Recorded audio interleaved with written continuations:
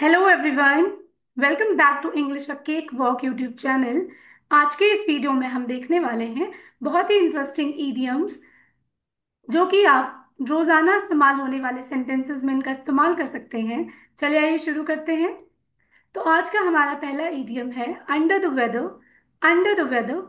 Under the weather का मतलब होता है फीलिंग अनवेल, मतलब बीमार महसूस करना। अगर आप अच्छा फील नहीं कर रहे हो तो आप इस इडियम का यूज कर सकते हो। Instead of saying I am not well you can say I am feeling under the weather. जैसे I am feeling a bit under the weather today. आज मैं थोड़ा बीमार महसूस कर रहा हूँ। I am feeling a bit under the weather today. आज मैं थोड़ा बीमार महसूस कर रहा हूँ। Feel blue.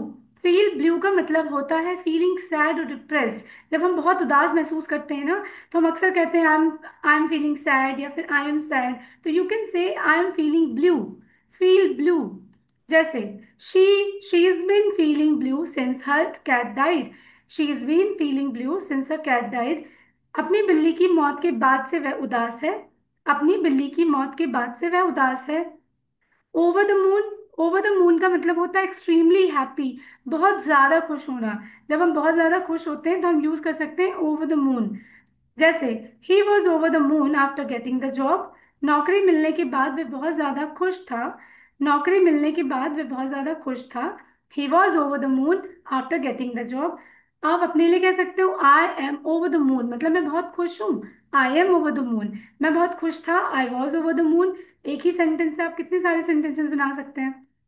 Then down to earth. Down to earth का मतलब होता है हम्बल एंड प्रैक्टिकल।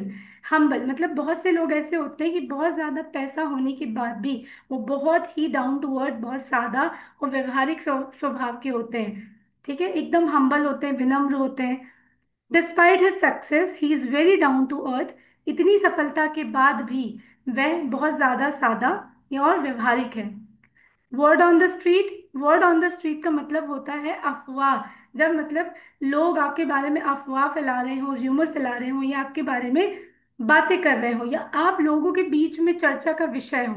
ठीक है, तो वर्ड ऑन द स्ट्रीट हम कह सकते हैं। जैसे word on the street is that they are getting married. लोगों के बीच चर्चा है कि वे शादी कर रहे हैं।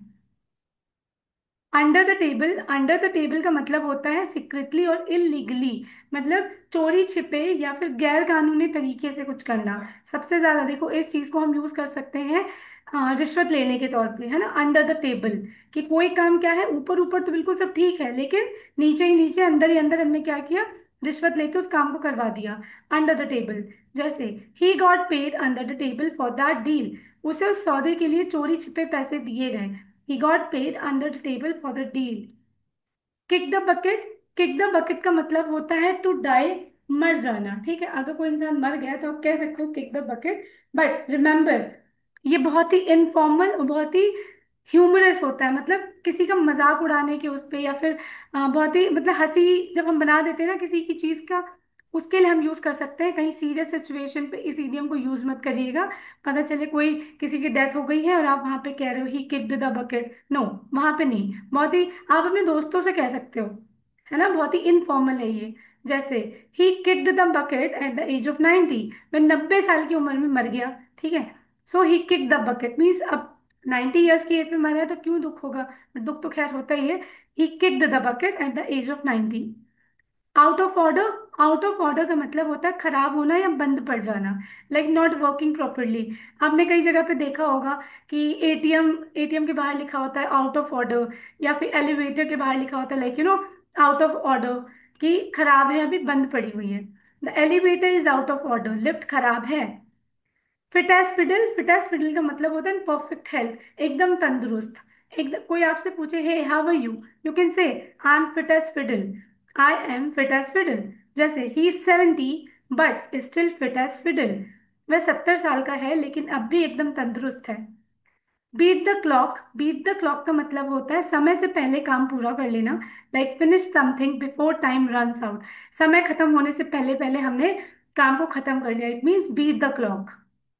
जैसे we manage to beat the clock and submit the project early. हमने समय से पहले प्रोजेक्ट जमा कर दिया। देखिए सारे इडियम्स कितने इंटरेस्टिंग हैं। हम अक्सर कितना मतलब है ना, कि लाइक आई गॉट लेट और I finish the project, like I finish the project on time. तो you can say like we manage to beat the clock. कितना अच्छा भी लगता है सुनकर इन सारे वर्ड्स को जब हम यूज करते हैं। In the nick of time, in the nick of time का मतलब होता है just at the last moment, मतलब एकदम एन वक्त पर, एकदम समय पर पहुंच जाना। कि आप क्लास शुरू होने से पहले पहले बस 1 मिनट बचा हुआ था, आप एकदम से पहुंच गए, तो in the nick of time. He reached the station in the nick of time. वह ठीक समय पर स्टेशन पहुंच गया, मतलब ट्रेन बस आकर खड़ी हुई थी और वो पहुंच गया। ठीक है, देखो उसकी ट्रेन भी नहीं छूटी। Hold your tongue, hold your tongue का मतलब होता है stop your self from speaking, चुप रहना या कुछ ना कहना। पता चले कोई बकवास कर रहा है, आप उससे कह दो सी होल्ड योर टंग, है ना, चुप रहो, stay quiet. You better hold your tongue in front of the boss, like boss के सामने चुप रहना ही बेहतर होगा, so you better hold your tongue in front of the boss. Save for a rainy day, save for a rainy day का मतलब होता है मुश्किल समय के लिए बचत करना, है ना, मुश्किल समय के लिए बचत करना। Save money for future emergencies, तो save for a rainy day. Always save a little money for a rainy day, हमेशा थोड़े से पैसे बुरे वक्त के लिए बचा कर रखो। Once in a blue moon means very rarely, बहुत ही कम या कभी कभी, कभी कभी वो आता है। तो he visits us once in a blue moon, वह बहुत ही कम हमारे यहाँ आता है। He visits us once in a blue moon. Break the ice, break the ice का मतलब होता है to start a conversation in a social setting. ठीक है, बातचीत की शुरुआत करना या झिझक तोड़ना। किसी से आप पहली बार मिले हो, समझ नहीं आ रहा क्या करें, तो किसने किया, किसने शुरुआत की, लाइक मैंने शुरुआत की, I broke the ice, I broke the ice. I told a joke to break the ice, मैंने झिझक तोड़ने के लिए, चुप्पी तोड़ने के लिए एक जोक सुनाया, एक चुटकुला सुनाया।